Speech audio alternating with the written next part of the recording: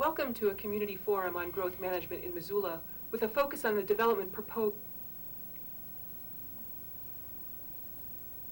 Welcome to a community forum on growth management in Missoula with a focus on the development proposed for the Miller Creek area. My name is Judy Smith and I'll be the moderator this evening, and I'm a growth management scenarios stakeholder.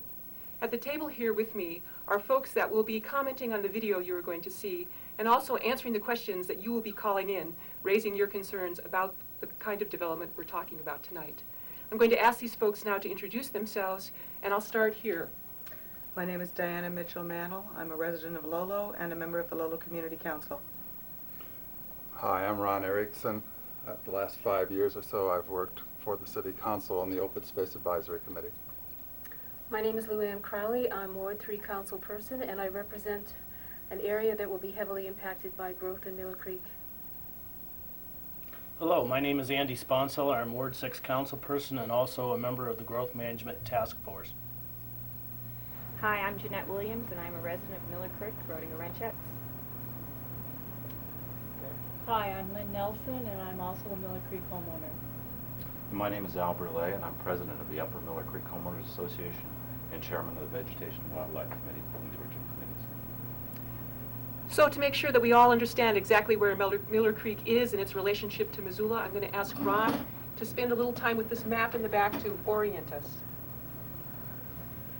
Thank you. This whole map is of the Missoula Urban Comprehensive Area, Missoula Comprehensive Plan. Lots of pretty colors. We have the Clark Fork River running through town. We have the Rattlesnake here, downtown Missoula, Hattie Canyon, particularly down here, Lolo, one of our people on the panel from Lolo. The area that we're going to be focusing the video on is Miller Creek, nice green line running across directly south of Missoula. Linda Vista, an area that is already developed, but very particularly in the video you're going to have a chance to see some great shots of land that's undeveloped. That includes this part of Miller Creek, which is a hill. It includes the valley itself, and very particularly it includes, shown white on the map here, an area known as the Big Hill. A bit of history before the video. The Miller Creek planning process started in 1995, initiated by citizens that were concerned about proposed development. After 2 years of meetings, the comprehensive plan amendment for that area is now in front of the county commissioners for decision making. As that comp plan amendment came forward, so did some proposals by private developers for their own master plan development. This type of development was large scale, with over 2,000 new residences in largely open and agricultural land 5 miles away from downtown Missoula. These are the basis for the concerns that you will now hear in the video. You may want to take out a pen and pencil to be able to write down questions that you'll be calling into us, and also for phone numbers and addresses that we'll be giving to you at the end of this program. So now we'll turn on the video.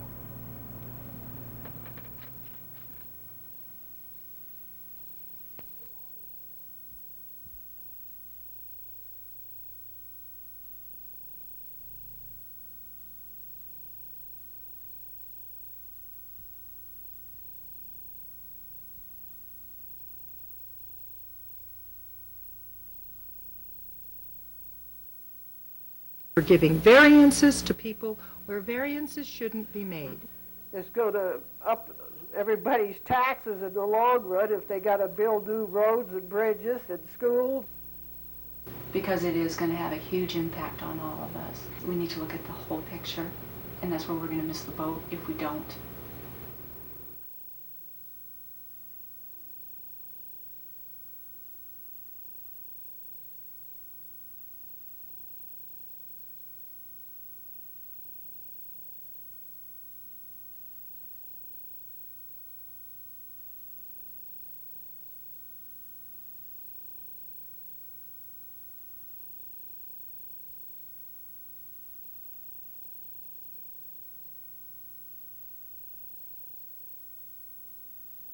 This place here is my property here. This is my house right here. WGM Group wants to put a road across my property, and I put a price on it, but they didn't like my price. They wanted to put the bridge in right here, and that comes right across from the Blue Mountain Road. They plan on, with the phase 1 and 2, to just hook onto this road here, and with these sharp turns, there's going to be problems with a lot more traffic. I didn't like the plan, and I figured that why should I sacrifice my ground for an out-of-state subdivider? If you want to talk about the owners of the Maloney Ranch and the developers of Miller Creek, they have two representatives in this town. They have Bill Wagner, who's an attorney in this town and does this kind of stuff, and they have this Tom McCarthy, who works for WGN. When they were asked who is behind this, Bill Wagner said it is a limited liability partnership. They are well-moneyed people back in Indiana.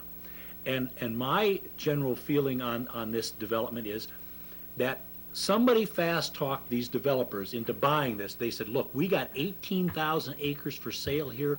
Here's a deal. Missoula, growing like crazy. Why don't you buy it? And they bought it. I feel that the developers, when they bought the Maloney Ranch, they knew how it was plotted for development, and they wanted to have it a lot more dense than it was planned.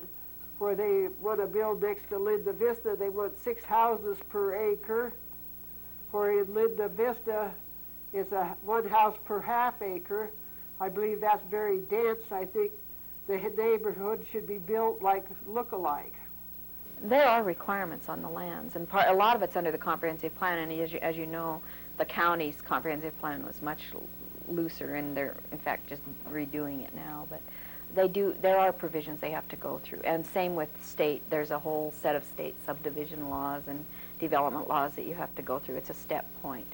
But it's complex, and it's huge, and it is very hard to monitor, and we are understaffed.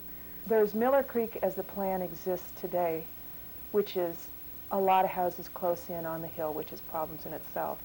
Then there's Miller Creek as some people would like to see the plan changed, which is a lot of houses in the further outreaches, which are on a flat valley next to Miller Creek itself.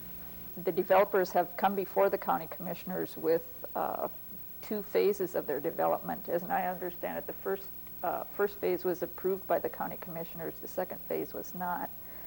And the developers have brought suit against the county on both those issues. When you start talking about 18,000 acres of development, we're talking EPA stuff here. Yeah. We're talking impact statements. I think something that's going to end up going to the courts and maybe even the Supreme Court is that the developers have already sued the county because the county said that you have to prove damage or impact to air and to transportation. And the developers are saying, no, we don't have to prove that. And that's going to go to court. This area right here is the big hill, and this is also the big hill, and our house is right here. From what I understand now, the zoning requirements, you can put 1 house per 40 acres. What they're trying to do, the developers, is get 150 homes up here as opposed to 40 homes, which is what it allows now. In addition, there are some homes over here. I believe, I don't know, there's something like 13 homes right here. And this is what the developers are proposing to us. I personally don't know how they're going to get water or what they're going to do with these homes up here if that happens. It's not going to be pretty. This is the big hill in this area that they're referring to, that they're going to put the 2 developments in. And then we have another development that's going in behind us to my back, which is Evans Ridge. And that's 9 to 12 home sites. I believe it's 60 acres that they have up there.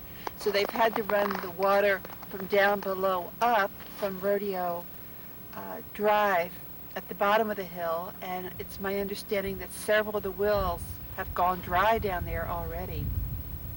The services that would support this type of population aren't there.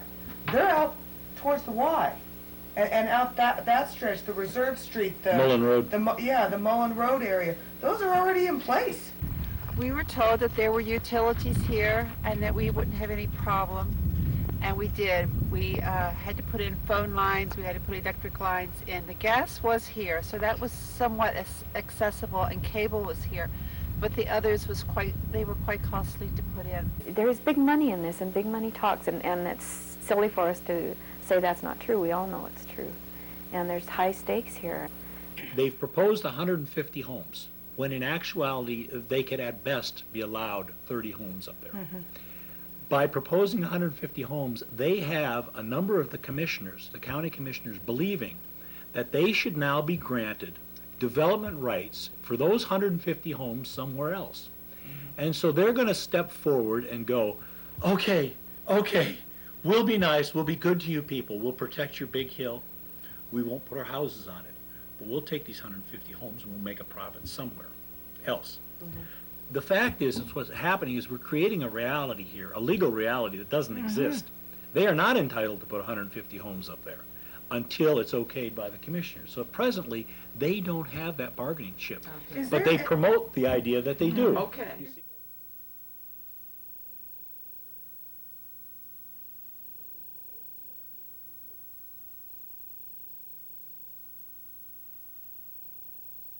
My concern is not the development. I know development is going to be coming. My concern is that we don't have a proper plan in place for it and the density of it. This is the biggest subdivision ever proposed in the state of Montana. A city the size of Hamilton. I mean, it's incredible. The Miller Creek development is going to affect the whole community of Missoula in a lot of ways. Air quality is a big one. If you stop and think about 6 houses on an acre, and they taught about everybody has 2 to 3 cars, where are they going to put those cars? Would there, say, at least 12 cars per acre? You know, that looks awful dense to me. If you live in town, you drive your car 2 miles to work, and when it's sunny, you ride your bike to work maybe, or you walk to work. You drive maybe a mile to a grocery store. Your kids might walk to school. If you live in Miller Creek, you drive 10 miles into town. You drive 5 miles to a grocery store. You drive your kids to school. Your high school kids drive their cars to school. You drive up and over a hill. You're kicking up dust the whole time. It's maybe not the best place to put a whole lot of people. Depending on how they're going to provide water to them and sewage, that's a real concern of mine in that area. If they're going to drill wells, I would say that can't handle it. Definitely not. There just is not enough water there to support that many homes. We drilled 2 wells. One well was fairly dry, with less than a gallon a minute, and the second well was down in the gully way behind our house, and we have to pump it up about 500 feet in order to get it to the house. So water is definitely a problem out here. When I moved up there, you get pretty protective of your water, and if somebody drills next door to you and your well goes down, there's going to be a fight. There's going to be a fight. Water is just so hard to find up there. One of the specifics that's been proposed has been a lot of development in Lower Miller Creek on the flat, the area where you have to go up over the hill to get to, and then building their own private sewage system, which included a 26-acre pond, where they put the sewage in during the all the year, and then in the summertime in the growing season, spray the nutrients around. And supposedly when that's done well, all of the growth goes into plants and doesn't go into the river. The deer and the elk are up behind where you are, and they have considerably lessened their paths down into this area since we've been here. And we're at 1 house per 20-acre zoning here. If it becomes more dense than that, they're not going to be able to come down, and then they're not going to have food for the winter or be able to reach the river for water. To me, the wildlife is very, very important. What might happen to them if the development does go through, especially on the big hill, where are they going to go and what's going to happen, especially in the wintertime. I don't know what's going to happen to them. We're going to lose that. One of the reasons we all love to live in Montana is because we have the wildlife all out our back door. It's my understanding that they're going to be building all on the hills behind us. So all of that area will be built up. So I don't know what they're going to do with the power lines through that. And I'm concerned about these high voltage lines where they want to put residential houses close to the Bonneville power lines, which is a real high voltage line, and then Montana Power has some real high voltage lines running on up into the Bitterroot that I don't think is real safe for people to live nearby. Now, it's starting to come out slowly. There's no water there. There's a sewage problem. Power lines. There's power lines running through the place. There's High-powered steep, power plants. high-powered, 1,000 kVA. They've done studies on power lines, and the only studies they've used is 500 kVA, and these are 1,000. You know, this is what lights up Minneapolis. This is stuff going east. And of course the slopes. And so now they've got this place, and they've got to make this go. They have an investment here, and they are pushing this county and the people in it, and our tax dollars, to make sure they don't lose their money on their investment. They made a bad deal. They bought a lemon. Yeah. Money talks. And they've got big money, and they can come in and drag it out and hire consultants to convince people that they're going to get everything they need and to take them through a process. I just think we have to be wiser consumers at every level, you know, and realize that everything that's done here affects all of us. Traffic obviously will increase, and that's probably one of the main things that people are complaining about as a result of growth. Cost to the taxpayers, for instance, if a new school has to be built in that neighborhood, we're all going to share the costs of that, even though we are looking at closing schools inside the urban area now. It doesn't make any sense to me that I should have to pay to build a school out in Miller Creek. That is, I heard some testimony at a meeting that a new school costs $9 million, and the teachers are $2 million.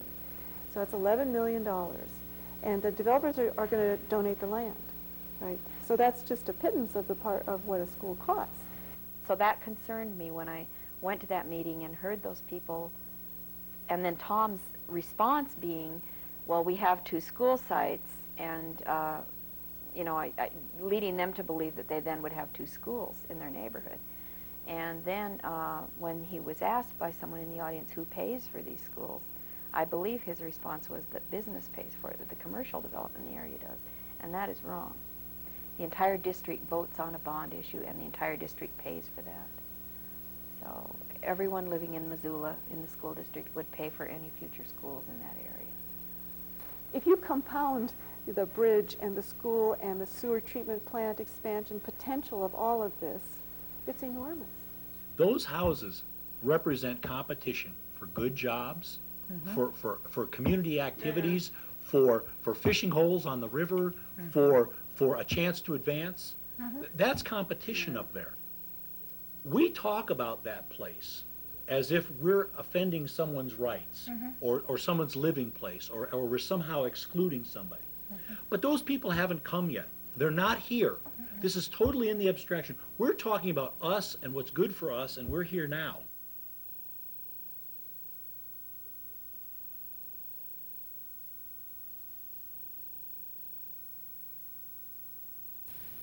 This is part of the development. It goes clean over across to the houses over there in Linda Vista development. Phase 1 and 2 is over there. It's already been approved, phase 1 and 2. The whole Maloney Ranch, there'll be around 2,000 houses. Going across the road, it borders these 3 houses down in here. I have 67 acres. I've lived here on this place ever since 1950. Then I've lived on Miller Creek, which is 2 miles from here, ever since I was about 6 months old. Looking west is where the old Buckhouse Bridge was. You'll see a hump in the distance over there by the river. And where the proposed new bridge they wanted to build to go across my land and across the river, it would be just east of that hump a ways. They wanted a 100-foot easement across my property, and putting up hay and have to go across a 100-foot right of way with farm machinery and cattle would be pretty hard to do. We're looking at the part of the Maloney Ranch, and this is all under the floodplain down through here, past where you can see the big red and white Bonneville power line. Then to the left is part of what they call the Big Hill. And this Big Hill runs clean up to the Rodeo Ranch Road. To me, I think it would make more sense to develop where it's easy access to get in and out of there with roads in the wintertime. We're looking at the Montana Power subdivision on the lower Miller Creek Road. This was originally part of my folks' place. This land here in front of me is part of it they're going to develop. They want real heavy, dense housing in here. I don't like to see it develop, but land isn't as important as money. The only thing I don't like about it is for the people that live out here will have to help pay for all the road improvements and the bridges probably. My taxes haven't been raised yet, but I'm sure when they get all these improvements out here, we'll all see our taxes go up and up and up. I'm standing on the Trails End Road, and to the right of me, along the big hill there, is where they want to develop phase 3 and 4. I understand the commissioners turned down 3 and 4 because of the power lines and of the sewer and the concern about the water too. I don't know what they're asking for these lots here. I haven't heard what they're asking, but I know I heard over in Linda Vista they're getting around $35,000 for half-acre lots. And a lot of that ground that they're developing over on the hill in Linda Vista Boulevard, that was bought for $700 an acre. So I think the developers are making pretty good money.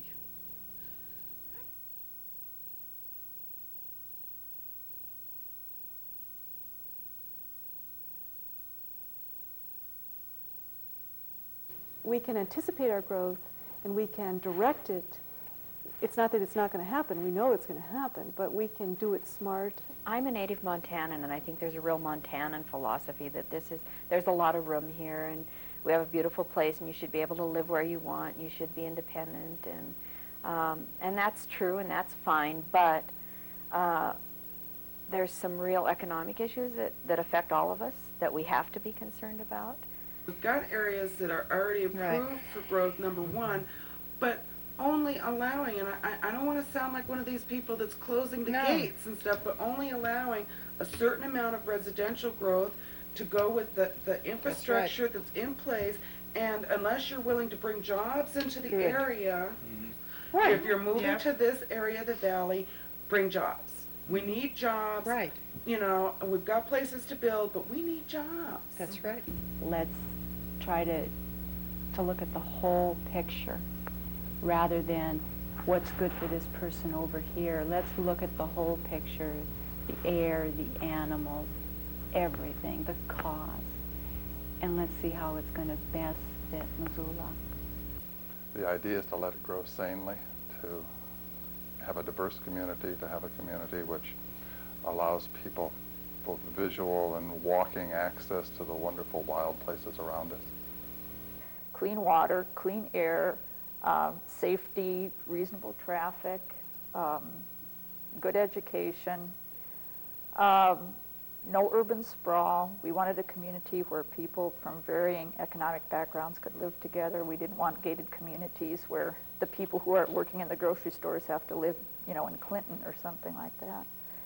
And I think all those issues are addressed here in this development. I think that some of each part of that is at stake with this development. But one's talking about putting a town about the size of Hamilton, Montana, right on Missoula's southern edge, and a town then that would be using Missoula as its working base. Usually about, one figures that there are about 7 trips per day per household. So the number of trips, the extra distance. We're currently always close to violating federal standards in various areas, including the carbon monoxide, which is monitored at Malfunction Junction, which is one of the places these cars would drive through. If the standards become more stringent, it's going to be harder for Missoula to meet them, although it's going to be good for us to meet them. If we don't meet them, then there's some potential for fines, which everyone in town is going to be paying. They've been talking about not having undue financial impacts on the existing property owners, and they're referring to the property owners out in Miller Creek. I consider myself to be an existing property owner, and I'm very concerned about infrastructure costs in places where we probably may not want to direct our growth. There are ways that we can direct our growth that are closer to town, where the services already exist or could be easily extended. I realize we have to grow, and I understand that, and I don't really have a problem with that. I think the how we grow is the critical issue here. If you try to talk about where some sane growth might be, it could be west to Target Range and west out Mullen Road area. Those particular areas have the possibility of being near fairly good commercial centers themselves, the possibility of being able to do planning so that they have a good transportation system set up before they start the major building out Mullen Road. We've all drawn our maps to show our growth going essentially into the Y Mullen Road area, the flatter, closer into services area. We have room for infill. We have room in town to think differently about how we grow, and it's going to be cheaper, it's going to make more sense, it's going to be environmentally healthier if we look at ways to do that before we allow the sprawl development to continue. We want to grow in a contained way, in a phasing out as we have to, not jumping out to an outlying area and then trying to connect up later. That's what I mean about being smart about how we do this. We know the growth is going to continue, but at what rate? I've read a couple of articles just in the past 3 weeks that say the migration patterns in the West are changing drastically as a result of the increasing stability of the California economy. A lot of communities are really worried about that. They've done a lot of build-out, and now the growth may not be coming. And I think that's something that we need to consider. Just because it's been happening for the past 5 years doesn't mean it's going to continue at this rate.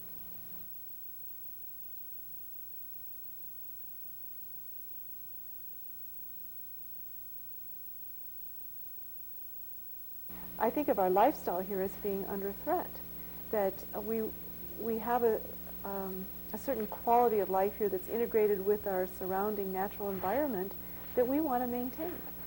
Nobody supports this, and yet the process goes on. You know what I mean? Yeah. It's kind of like the only people that seem to be actively willing to give this an objective hearing are the politicians. Right. Everybody else is perfectly clear. It's not a good idea. It's not something they want to do. They say they're going to do something that, when I say they are officials, they don't do it. So it's like they don't hear the people. These are our concerns, listen to us.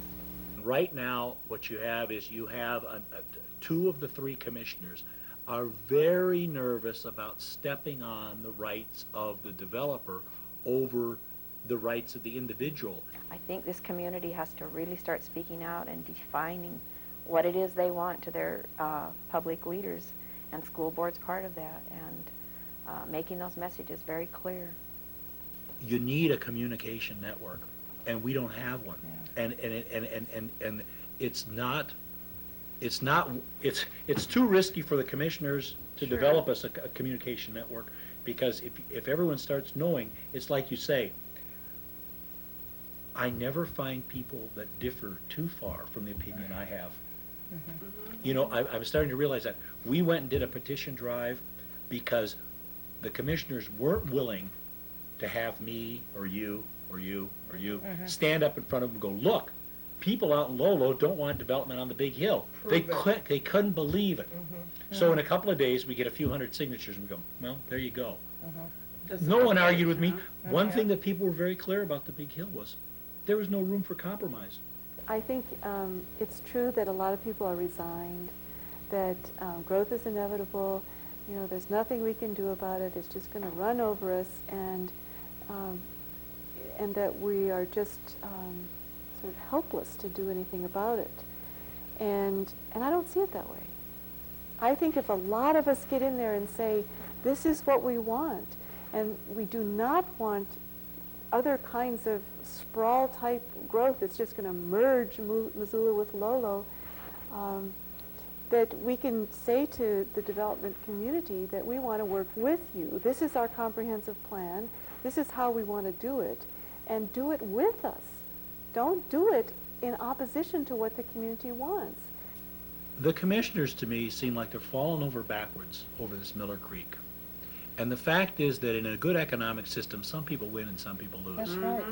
And if Miller Creek can't go because it's a bad place, it is going to increase the value of a development somewhere else. It's not like they're hurting somebody. They're actually helping somebody. If suddenly you say Miller Creek is not the place for it, suddenly the stocks rise and people that have development area out by on Mullen Road. So it all kind of balances out. Right. I really believe in the public process. I think that the public will make wise decisions if the public is truly involved and knows what's going on. And I think it's critical that members of the public make an effort at this point to get involved, because we're going to grow, and we're going to grow in that direction and west of town, and we need to be a part of that process. And in terms of what people can do, I think they need to let the county commissioners know that this is what they want for the community, that they continue to want clean water and clean air and reasonable traffic patterns and all the kinds of things that help us enjoy living here. I don't think we should settle for something that we don't want. This is our chance to say how we'd like the town to come out. And then after that, maybe people will bargain and it won't be quite as good as we asked for, but we should ask for something that we want to live with.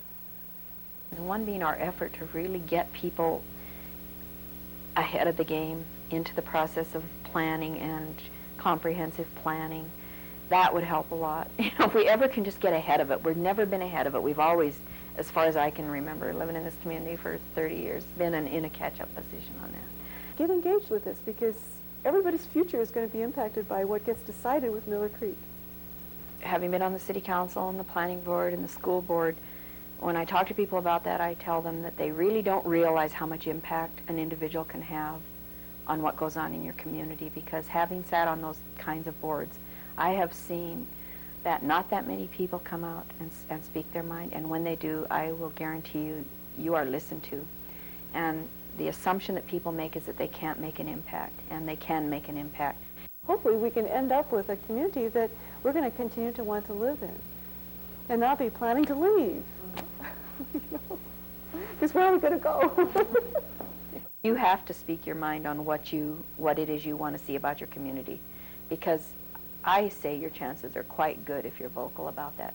And there are processes that are by law public, and if you just ask, you will be told how to input on that process. And there's lots of ways to do it. You don't have to go out to every public hearing. You can call people who represent you. You can write to them. Those things are heard.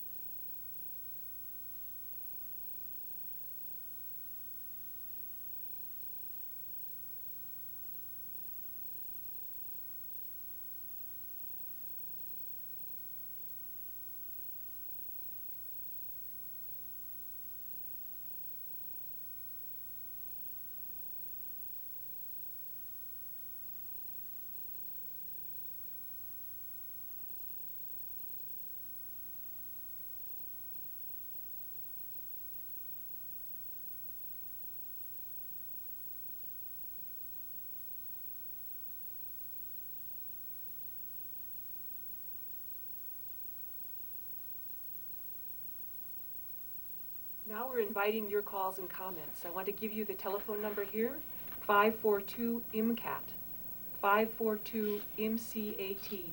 Please give us a call, ask us a question, give us a comment. And now for a brief note on growth management in Missoula.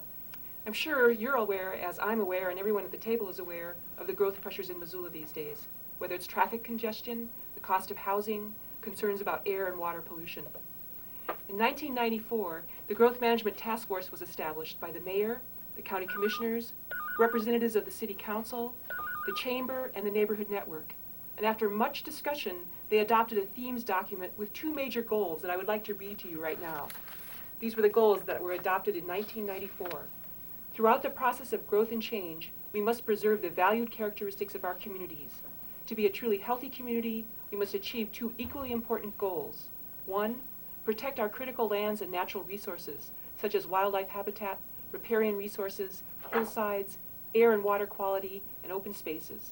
And two, enhance human resources, such as health and safety, social, educational, recreational, and cultural services, employment, and housing.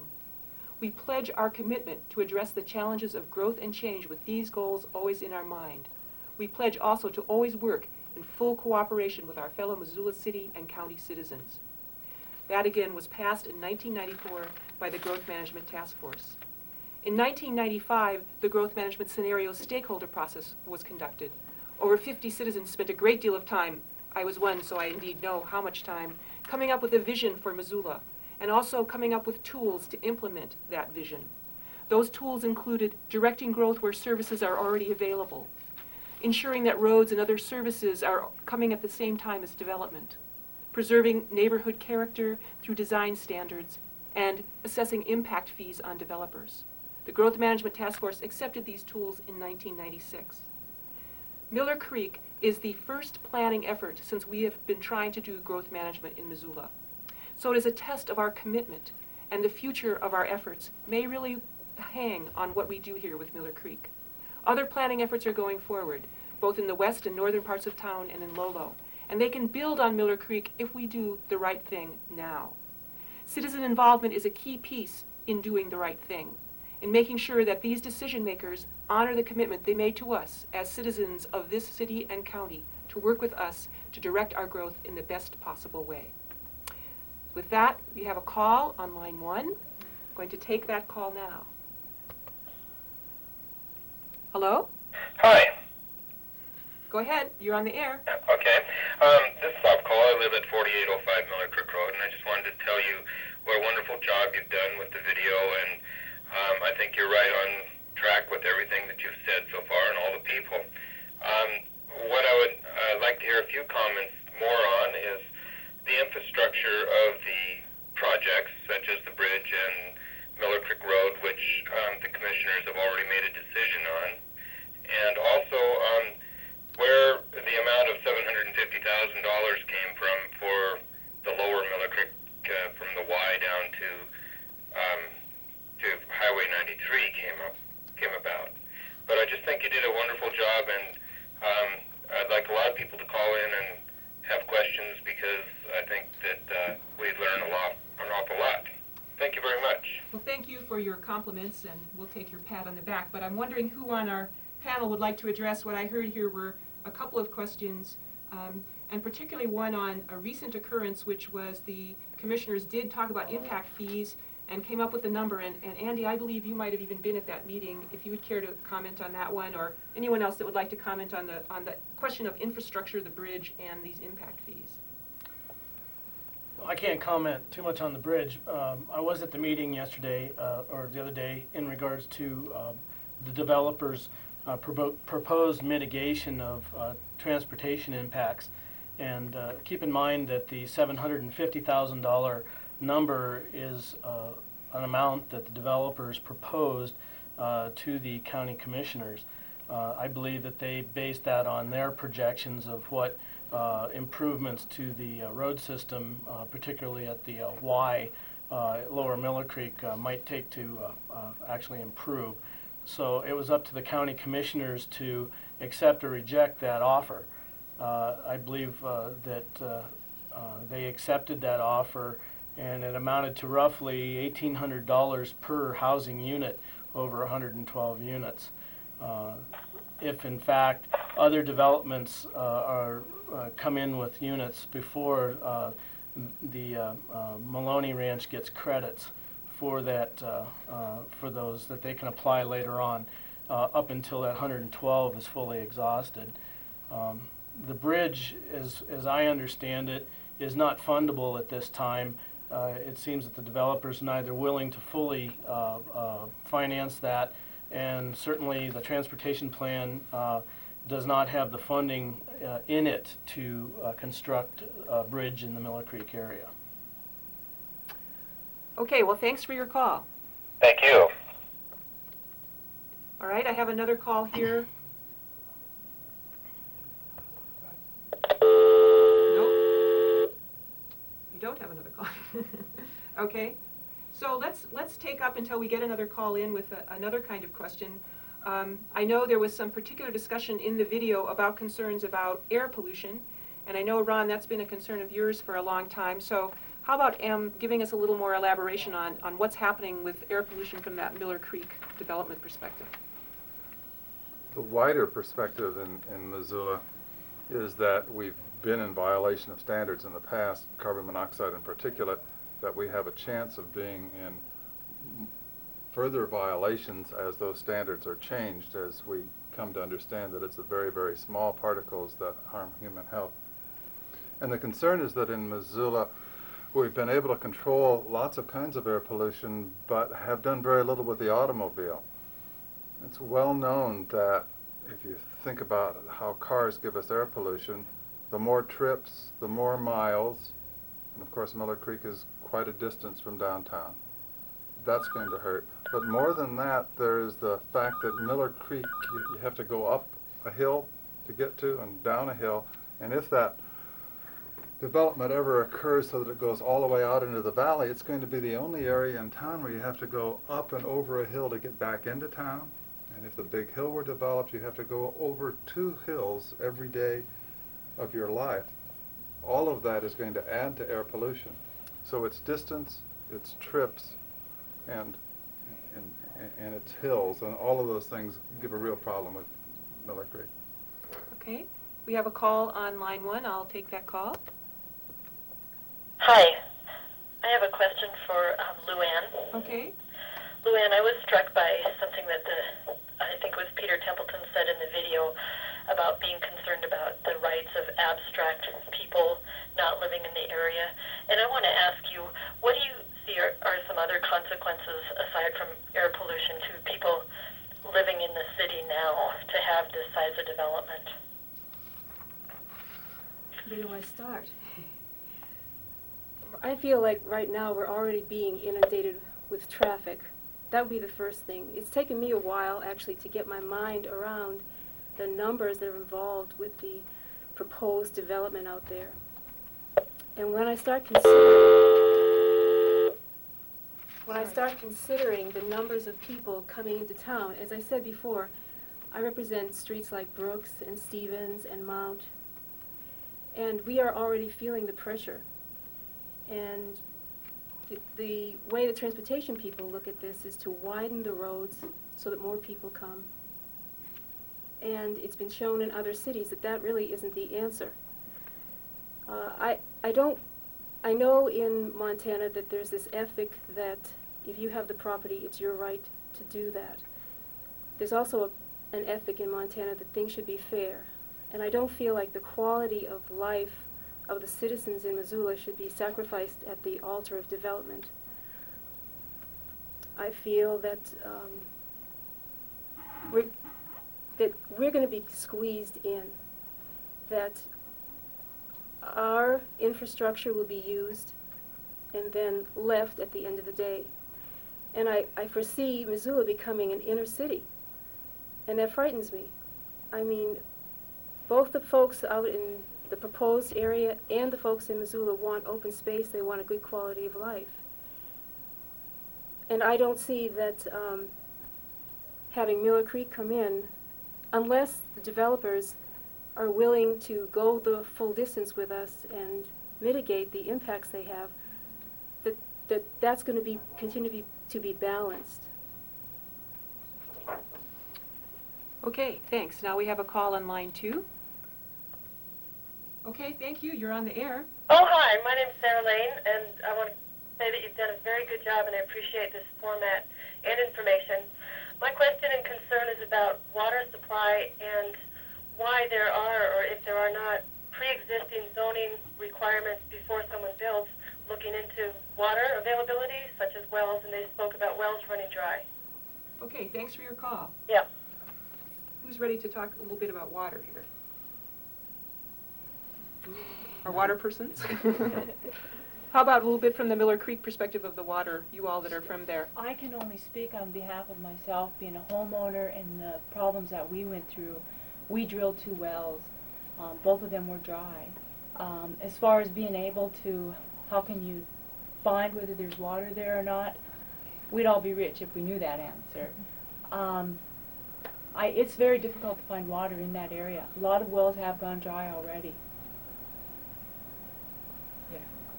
Other things about water? Well, do the developers have any, do the developers have any responsibility to assure the residents that there will be water? Does anybody know that? Maybe that's a question we ought to ask the developers who aren't here tonight. One of the things that's been talked about in terms of growth management is to go ahead and have an urban growth boundary, an urban services boundary. And the idea of that is that you discourage growth on the other side of the boundary and encourage growth and services inside the boundary area. And this is a perfect area to look at because there are going to be water problems on the one side, and added to all the rest of the air pollution problems and problems of congestion of traffic.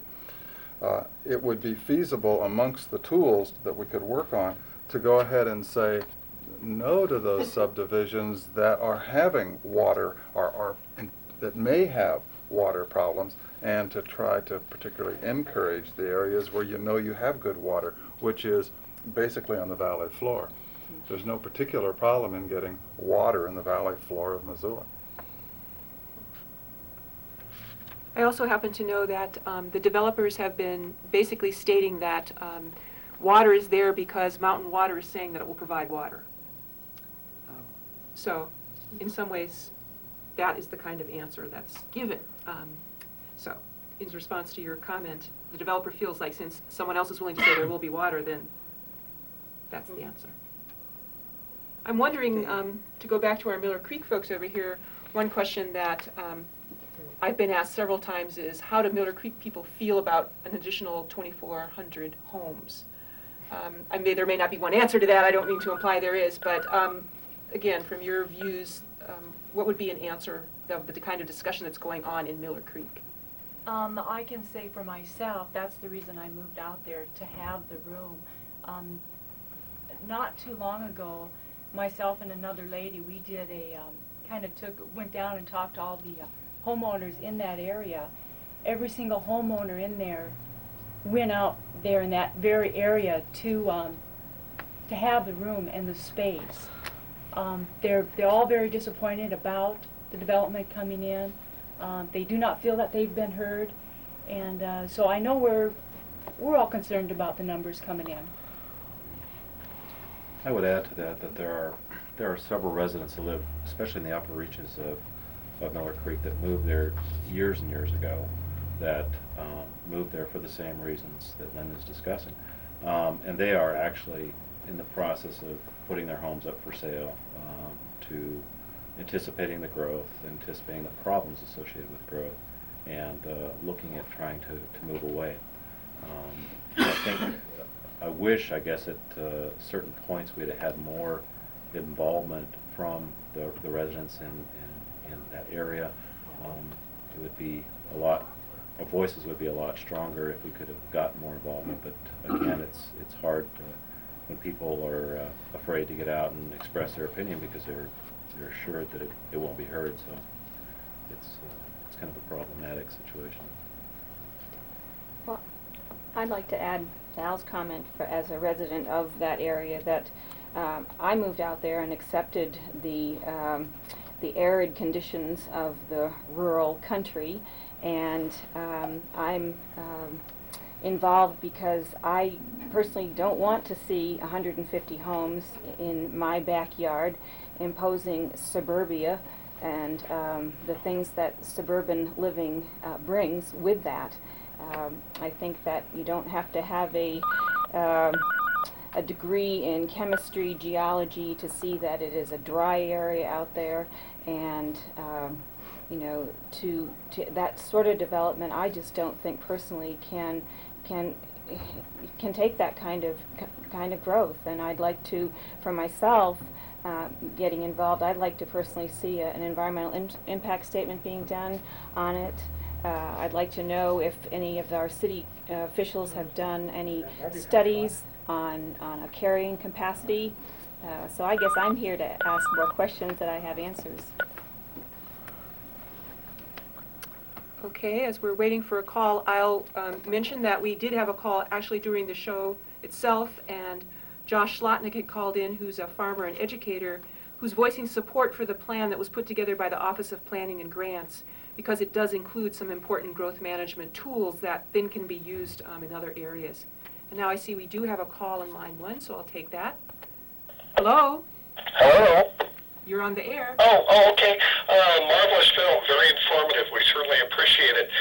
But it leads me to a basic question of what do you all think we can do to unify the groups that are involved here? First, of course, the citizens, and then the county commissioners, as well as the developers. It seems that we need to get everybody together to work in a cooperative manner, and that seems to be the big problem. So maybe all of you could give a moment of thought and address that, please. All right, good question. Thanks. So who'd like to start off with this, how we build the common voice here? First of all, it's terribly exciting that the city and the county have been sitting down at a table for about 3 years now to talk about growth management. If you will, go back about 5 years and imagining city councils, mayors, and the particular sets of county commissioners we have being willing to sit week after week and say there is a problem, we want to do something. So we actually have some leadership at the top, and the question is whether or not there's enough citizen support for that to go ahead and push through some perhaps relatively tough tools to manage growth. Okay. Andy? I wouldn't mind commenting on that. The citizens of Missoula County and the city of Missoula have been involved in growth management now for going on 3 years. There's been substantial community process that's been completed to this date, and I think that people have had a tremendous amount of input. The developers have had their representatives, and as well people that are tend to be in favor of traditional development. They were well represented in these processes as well. So I think that we're in a good place right now. I think the community is really more educated than it used to be about the cost of development. And I think that people now are saying we're tired of our taxes going up every year. Property taxes are really making it hard on people with middle to lower incomes in this community. I think it's time that we get a hold on the cost of development so that our taxes don't keep increasing. I think this is less a matter of cooperation, because I think we've had quite a bit of cooperation up to this point. I think it's more a matter of asserting ourselves and saying this is what's in the best interest of our community. Affordability to live here, clean air and water is a top priority, and development simply needs to be responsive to these things. Those are bona fide community needs, and it's not unreasonable to expect that development should be responsible to them. Okay, thanks, Andy. Now we have another caller on line 2. Hello? Hi. You're on the air. How are you doing tonight? Well, I think we're doing quite well, thanks. I think you are too. I happen to live on Miller Creek Road, between Briggs and the Y, where apparently they have made a decision that they're going to do some sort of improvements. One question I have, I believe Andy was at the meeting. that they held where they decided that Lloyd Dwight was the one, this is how I found out about it, that the developers were going to pay for part of the development? Okay, let's ask Andy to clarify here. Thanks. Well, I'm not sure what the question is exactly. The way I understood the transportation mitigation meeting that took place at the county commissioner's office the other day was that portions of Twite developments, I believe supplement 8 and supplement 10, as well as Maloney Ranch 1 and 2, were considered together in terms of mitigation of transportation impacts. And I'd just like to correct myself. I believe the number of units that $1,800 per unit was distributed over was more than 112. But at any rate, it was $1,800 per unit, and the total sum offered by the Maloney people was $750,000. Okay, well, I'm sorry, if that didn't answer that question and you want to line up again, we'll certainly take your call. So we now have a call on line 1. Hello? Hello? Hi, you're on the air. Yes, I live at the Y, and I did a really good job tonight, and I'm just so excited to know that there's other people out there that are against this development like I am. And I thought it was interesting in the paper, Barbara Evans' comments about landowners giving easements to widen the road and strings that she's going to pull. I just want everyone to know that I'm not giving up any land without a court fight, and she doesn't have any strings to pull with me. So let's all get together and fight this and make sure it doesn't happen. Thank you. All right, thanks for your comment. Bye. Bye-bye. Okay. Okay, Miller Creek, do you want to comment? I mean, you're doing real well here. Is there anything you want to add?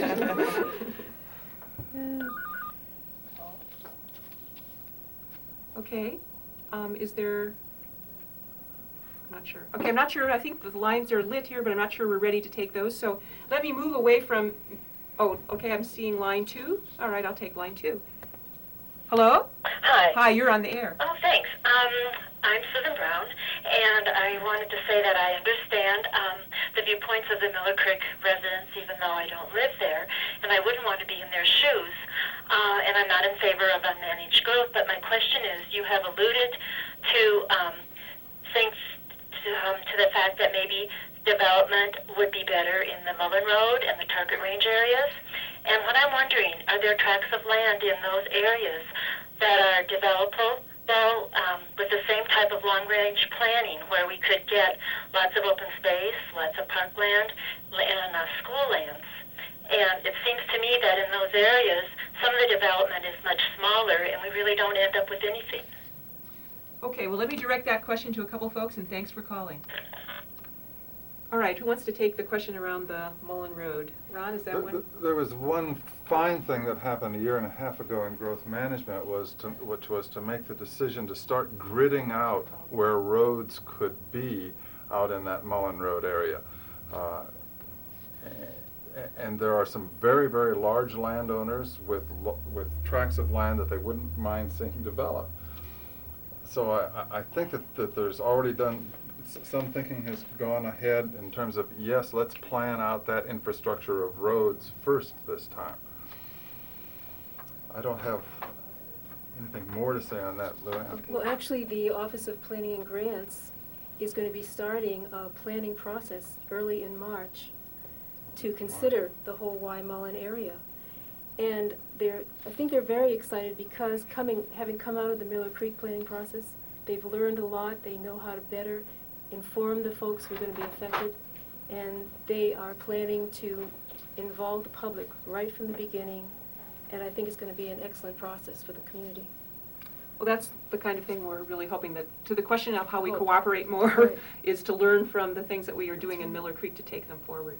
I think we have a call on line 1. Let me take that call. Hello? Hi. You're on the air. I'm Margaret Olson. I called earlier and asked a question. Okay. Not very clearly about the development from Briggs to the Y. Okay, Mark, why don't you go ahead and clear us up? One of the concerns is apparently they have now put the bridge thing on hold, and anybody that has driven Miller Creek Road from Briggs to the Y know it's been extremely unsafe for years, and they're now going to develop it. When is the county going to do the survey and show the the community what they have in mind to do with the road, the existing road, and when is the county going to contact the property owners and say, this is what we may do to the front of your property? Well, Margaret, we may not be able to answer that question in this panel, but it's a very good question. I'll see if anyone here wants to. But what I would also say is you might want to call the county commissioners' phone numbers that we... I'll do that tomorrow. All right, thanks. Okay. I want to move to Lolo for a minute, because our Lolo panel person here hasn't had a chance yet to tell us why the Lolo community folks are so concerned about Miller Creek and the Big Hill and some of those kinds of things that you were all talking about in the video. So, well, the Big Hill serves as a barrier to separate Lolo from Missoula. We don't want to be part of Missoula. We like Lolo. Lolo is also the gateway to the Bitterroot Valley. It's the north end of the Bitterroot Valley. We don't want to see growth and development on the Big Hill, because that's not only our view shed, but it also gives us a sense of the limits of our enclave. This is where we start, and we don't have the say of what goes on in the city of Missoula, and we don't want to say in what goes on in the city because we are not part of the city. But we are very strongly opinionated that we want to maintain a separation from Missoula, and that physical barrier, the Big Hill, is as good a delineation as anything. okay. Let me add to that just a bit, Judy. The open space plan that Missoula County has accepted and the city has accepted talks about cornerstones. And it's a mistake that we made of not putting that particular spot, the Big Hill, as a cornerstone, or at least as a potential cornerstone, because it does do exactly what you're saying. It allows Lolo to be Lolo.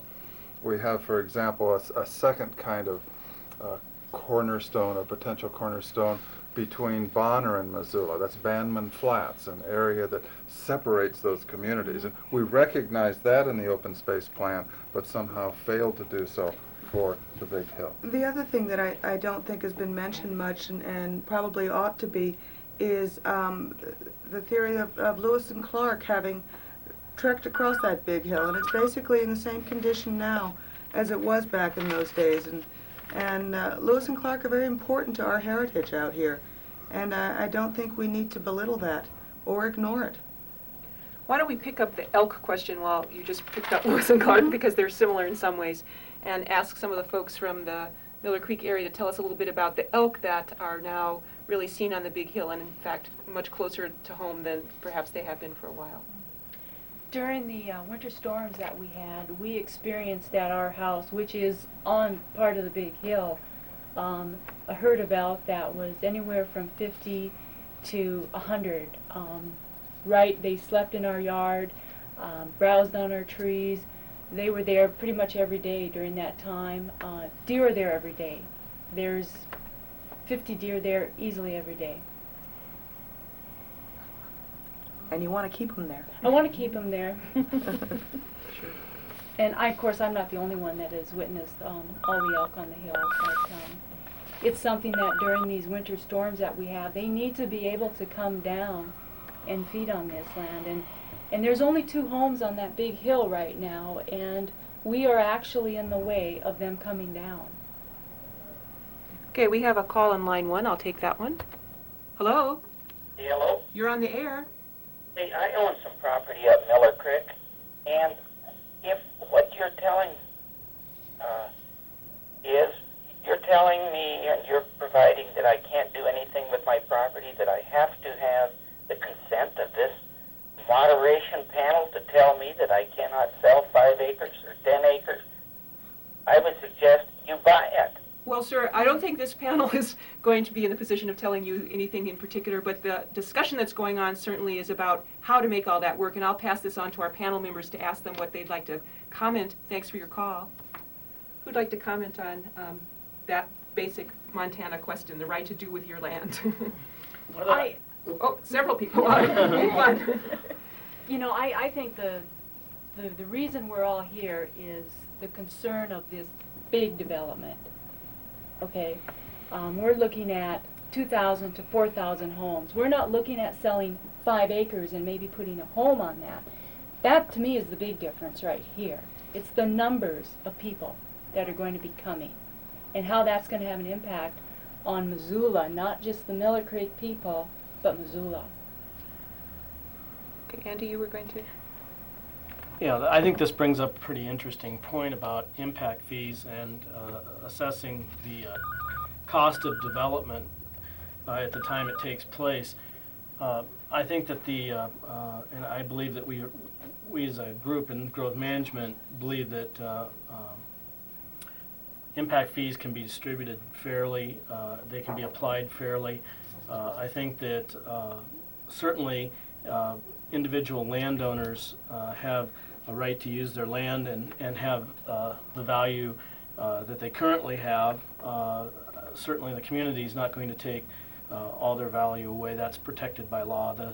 Certainly it would be a taking if all value and usage were prohibited, and that isn't the case. That isn't what growth management is about.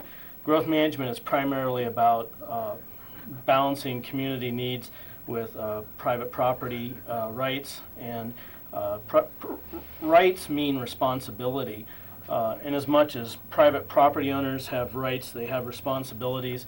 And as much as the community has rights and interests, it has a responsibility to its individual citizens. So I think that when we talk about the way we use our land, we need to also consider what our responsibility is to the community that we live in. Okay, we do have some more calls. Let me quickly say, for the benefit of the last caller also, that this panel was not set up to be just one voice. We did invite the developers that made the proposal for Miller Creek, and we invited the county commissioners and other folks. So they were invited and decided not to come. So we want you to know that this was to be a discussion as wide, as varied as possible. Now we do have a call on line 2, which I'll take. Hello? Hello. You're on the air. I just drove in from Butte, and I'm very pleased to see this going on, this panel. And I have a comment about the Miller Creek development in the context of air quality. I don't know if you've been discussing that this evening. We did a little earlier, but go ahead and make your comment. Okay. There are some very, very succinct and very specific federal laws and guidelines which have to do with development and sewering, which go hand in hand as they impact air quality. And in the guidelines and the law, it says that in areas which have marginal air quality already, you have to pay very, very strict and careful attention to the types of development that go on, because in repairing, let's say, a potential water quality problem through extensive sewering, which fosters development, you may in fact be creating an air quality problem which is irreparable. And I believe this Miller Creek development represents a very profound impact on an airshed which is already very, very overburdened.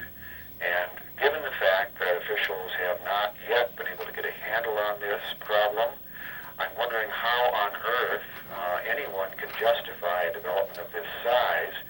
And I would urge everyone to start looking at some of the paperwork which is supposed to protect not only the health of impacted Missoula residents, but also their economic well-being, because these laws apply not only to public health, but to the economic viability of those people who live there.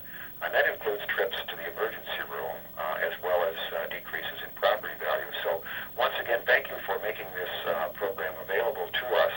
And I think that people should bear in mind that they breathe about 30 pounds of air per day while eating perhaps 2 or 4 pounds of food. Okay, thank you for your call. All right. I know that there are a couple people here in the audience that also have questions, and I'm aware that we have about 2/3 at least of the time used. So just keeping that in mind, if you want to make a call, you want to go ahead and do that. And if there is someone in the audience that is ready with a question, I could certainly respond to that question. Have any studies been done on how many people actually can live in Missoula? That is, how, the carrying capacity of Missoula and how people can live there sustainably. That is, in a lifestyle where we don't continue to add more traffic, but people rather take trolleys, we develop a transportation system, or ride their bikes, etc. Okay, so a question about carrying capacity studies. Does anyone know specifics on that? Ron, would you? The county has done some great work on carrying capacity to try to understand our natural resources in this county. They have not done what you've asked, though, which is to come down to say how many people could eventually live here. I would suggest that air pollution is our limit to growth, but that, as you say, if you can go ahead and have a saner way of living where you do less driving, more walking, more bicycling, you've got the possibility of quite a few more people. I should also say that it's fairly easy to do the calculations for how many people we're heading for. We've got about 89,000 in the county now, and someplace in the middle of the next century we've got 200,000. There are years in which, for example, the 80s, in which we got a fairly small rate of growth, and then it burst again in the 90s, and it's back in the 70s. But the basic point is that the growth has continued, and it doesn't make too much difference whether or not we hit 200,000 people in 50 years or 60 years. We do need to do the planning now so that we can breathe the air at that point. Judy, I'd like to make a Okay, let me just say that we have 2 calls, so let's... I'd like to make a quick comment on water quality, and it's partially an answer to your question. I believe it's responsive to some other questions that were asked on the phone tonight. In the Growth Management Task Force, we heard from the Brown and Caldwell consultants, which have been hired by our community to do a 201 study, and that's basically the federal jargon for facilities and wastewater studies. The primary thing that they told us was that non-point pollution sources in our water supply must be addressed, and non-point sources are generally septic systems, and development that occurs further out that is not sewered is absolutely one of the most disastrous things that could happen to this valley. What the real result of that will be if non-point sources like septic systems continue to proliferate is that we will have a large increase in taxes at some point to build a newer sewer plant to accommodate the demand, and as well we'll have to improve our water quality in order to meet federal regulations. It's going to be a big bill to the people that live here, and we absolutely need to utilize the current infrastructure we have to its maximum and absolutely scrutinize new development. Okay, I'm going to take another call. Hello, you're on the air. Hello. I just want to congratulate you for your program, and also all of the people that have been calling in. I believe that the only way that developers who have primarily profit as their motive, and commissioners who may or may not be concerned about the citizens, especially when they have meetings that are not accessible. I just believe that the only way they get away with that is when people sit back and don't speak up. And I just think that everybody should protect this beautiful little community and really speak up and put yourself out there, because if you don't, it's going to get out of control. All right, well, thanks for your comment. Thanks. Okay, I'm going to take this next call. Hello, you're on the air. Hi, I'd like to know what the time frame is for all of these different phases of development. Okay, let's make a stab at that one, because you see some of the actual subdivision plans, of course, haven't come in yet, but let's see if we can help you out on that one. Okay, thanks. Uh-huh. Well, who would like to try? Well, I'm going to guess March, because if they're doing the Mullen Road area, if OPG is doing the Mullen Road area in March, something better be done in, up Miller Creek by then. So if we're looking at the phases of the actual proposals that are coming in, I think we might review that some development is already happening. We have the 1, 2, 3, 4s that are already there, and that's the mitigation questions that we've been talking about. And there's an actual meeting that we got reminded to mention on Friday that'll be talking more about mitigation. Andy, I think you have that note here. I do. On Friday at room 201 in the County Commissioner's office, from 9 a.m. to noon, there will be further mitigation negotiations and talks with developers on phases 1 and 2 of the Maloney Ranch. And I suggest that if you're concerned about your pocketbook and your taxes, this is a good one to get to, and let your commissioners know that you're interested in what the costs are going to be. Okay, and then just a sec. There's also some information basically about the major developer of the Maloney Ranch coming in and having some meetings with the Office of Planning and Grants and discussing whether or not they would bring the whole thing in as sort of one big master plan phase. Now, we believe that's very likely, but that discussion has not moved as forward yet. There was some earlier indication that that might come in very early, like late 96, early 97, but we don't know. So that's an ongoing question in response to phasing. We may see a very large proposal come in very soon, or we may see smaller pieces of that come in depending on how the developer tends to want to move this forward. And Andy's telling me he wants to make one comment. It's going to be short because we've got someone on too. Thanks, Judy. Just a quick comment about impact fees and the build-out period that the developers have suggested in Miller Creek. Originally, a 20-year build-out with approximately 100 and some units per year was proposed, and I think what people in this community need to be concerned about is the real addressing of impacts over the long term. Will the impacts of such a development be fully mitigated? And I think people need to understand that if impact fees are formulated at this time and then applied over time, they may not cover the full cost of services 15, 20 years from now. And I think that's a big concern, especially for those of us that are 40 plus years old. When we start to get into retirement age and start to face the specter of fixed incomes and so forth, taxes will be going up because the services will be demanded by the people that live there, and they'll expect the other folks in this community to pay the freight. So I think we need to be fully apprised now about what the costs will be, and be sure that for the long range that the cost of this development will be fully mitigated over time. Okay, we're taking another call. Hello, you're on the air. Yes. With this development to begin over there on Miller Creek, has anyone thought of where all these people going to work? And where are they going to make the kind of money to pay for those houses? Okay, good question. I'll ask if anyone here on the panel is planning to offer jobs in Miller Creek. Thanks. Anyone want to say too much more about that? I was at the hearing where the developer actually said that he thought there would be business development down along the road there that would actually make jobs available for people. And in the plan that the developer proposed, he actually does talk a little bit about home-based businesses as an alternative, but I'm not sure that there's been much there. Anyone want to comment more, except that that's a very valid question that many of us have? I'll make a quick comment, Judy. That's quick, Andy. It's a quick one.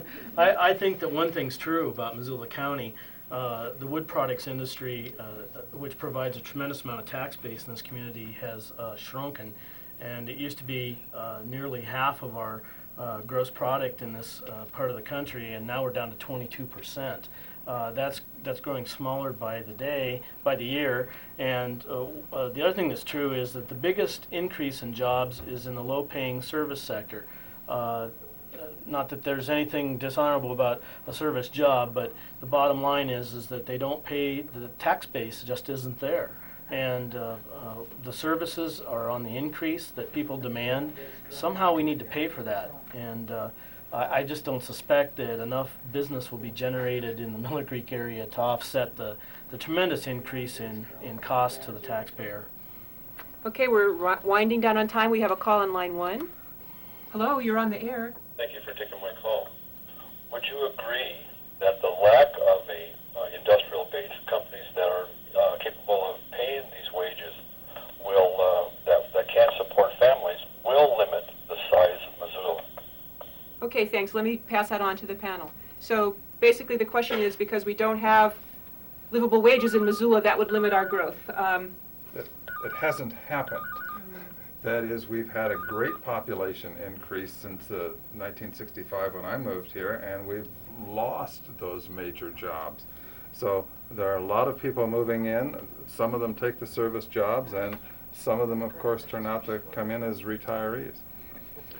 By the way, the University of Montana is one of the growth industries. We do have 11,400 students at the university now, and President Dennison believes that we may have quite a few more 50 years from now. And I could add, as someone who works in the human services area, that a lot of the folks who move in think they're going to find a job and never do, and they stay. So that's a part of our population growth as well. Okay, so as I say, we're almost out of time here. I have a couple of other comments, or we might have another caller here. Okay, was there any other question from the audience? No? Okay, well, we'll go to line 1. Hello, you're on the air. Hello, this is Bob Ballou. I'm not from the Miller Creek area, but I am extremely concerned about what's being planned for there, and I'd like to make a little statement. I'd like to start from the more general and get back to Miller Creek towards the end, if that's all right with you. It's fine with me, though we just have a few minutes left, sir, so if you would just go right ahead quickly. Okay, sure. Well, obviously Missoula is a place we cherish. What it offers, has a very special quality of life for us. But that quality, even now, is deteriorating. Witness what's going on at Reserve Street, North Reserve Street, and Malfunction Junction. The increased costs that are going to be imposed upon all of us you folks have gone into very well. And also, of course, the crowding and loss of traditional hunting, fishing, and other recreational activities that will come with more and more people. I'm sure most of you saw the article in Missoula this morning about what is happening to Bozeman. I think it was first carried by the Washington Post, of all places. And the same thing is happening here, but not at maybe quite to the same extent. If you haven't seen it, I hope you will read it. And it seems to me Miller Creek is an excellent example of what is happening, of what is bad that is happening. And there are going to be more Miller Creeks down the road. It's possibly Bryan Creek, towards Lolo, around East Missoula, you name it. The U.S. population is going to double in 50 years, the way the populations are soaring at the present.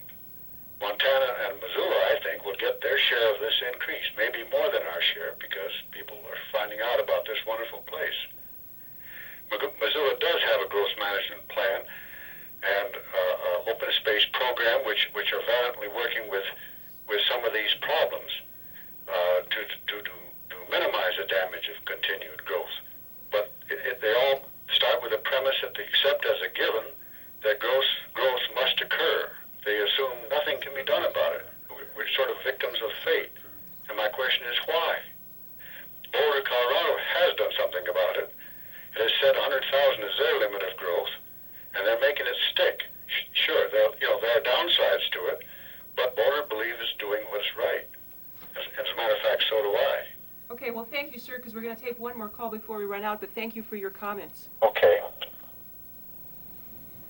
Okay, let's take one more call. This is going to be the last call, and I'm pretty excited that we've gotten all these calls.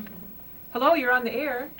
Yes, I have before me a document that came up at the time that the Save the Fort campaign was going on. It's written by Commissioner Barbara Evans to Dennis Washington, and it says in the last paragraph, and this was written in November of '94, it says, I have to look at the future and recognize that 2 years down the road I will be up for re-election, and if I fail to win that election, then our mutual interests will no longer exist.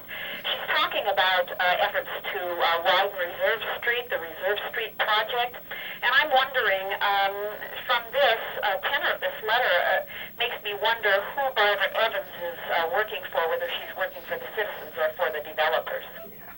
Was that a question? I'll pass this on to someone on the panel. Thank you. Anyone? Okay, well, that was some information that was provided by, right, and I would just say that the answer is call the commissioner and check in with her. I'm sure she feels that she is representing interests in the community. I do see someone in the audience who wanted to make a statement no? Okay, that's changed. So I think we, again, are just about to wind up. We have just a few minutes left. I have some closing things to remind people of, but I wonder if there's anyone on the panel here who feels like there's some topic that didn't get addressed or would like to make a final comment. I'm not saying you need to, but if you had something, I'd like to leave a moment for that. So, I am concerned with the last caller, Bob Ballew's comment about Boulder, because Boulder has become a place where housing is not affordable, where we have gentrification. And of all the kinds of things we'd like to see happen to Missoula as we go forth with managed growth, that isn't one of them. We simply need to keep a diverse community, a community where people can have decent places to live, and we don't have to have the service workers living in Clinton, as one of the comments was given to us. Okay, we're in to wrap up. Andy had just a very quick thing. Just wanted to make a comment that the city of Missoula, the council and the administration is very much committed to urban infill projects and providing housing for our citizens. Just to mention a few: Eaton Street condos, Palace Hotel, Park Street condos, Creekside Apartments, River Street Apartments, the list goes on and on. We're very committed to making sure that there's affordable housing in this community, and I think we're doing a wonderful job of making sure that we have open space and housing. Now we just got to get our development costs under control. Okay, so now on to some details. There will be replays of this particular program Tuesday, February 25th at 8:30 p.m. and Wednesday, February 26th at 1:30 p.m. So tell your friends, encourage them to tune in. We also have some other planning processes going on in the community. We encourage your involvement with those: the north side, the west side, Mullen area, Lolo. The growth management tools themselves will be coming out more for public discussion, we hope, very soon. We encourage your discussion of these. The ones like the urban service area, impact fees, some of these kinds of things will be very important for your comment. We are also raising money to make this video that you saw tonight available, and if you call the numbers that are listed as the credits run for the citizens groups, you can get copies of the video to talk with your friends. I want to particularly thank MCAT for this opportunity, and to say that I think I speak for all of us that we feel very positive about this evening, that there's been lots of good calls, and our sense is that the community is willing to come together. The question often is exactly what it is to do. So let me close with a comment about that. We're not encouraging you necessarily to call the commissioners tomorrow and say, what's happening with Miller Creek? But we are encouraging you to call the commissioners with concerns that you have, because the public hearing has closed on Miller Creek's comprehensive plan amendment, so we're not wanting to open that public hearing again, and I want to be very clear about that. But we are saying that the commissioners work for you, and they're always there to be able to hear your comments and concerns. So if you're going to call, that would be very important to us that you let them know what they are. And as Andy and Luann would certainly say, the city council people work for you too. And it would be very important for you to let them know your concerns as we move into this scenario of large growth in Miller Creek. Overall then, I want to close with saying that this is the time for the commitment. If we are going to have a livable Missoula, this is the time. And we here on the panel are saying to you, get involved, because this is the way we're going to make a difference. And as I say, we'll be running some credits here that give you some more phone numbers and addresses of the folks to contact. So again, thanks so much for tuning in, for the calls. Thanks to MCAT for giving us the time. Certainly thanks to the folks who made the video, all that time and effort that we really certainly appreciate. And so for the panel and for the rest who put all their time into this, thanks so much, and maybe we'll do it again.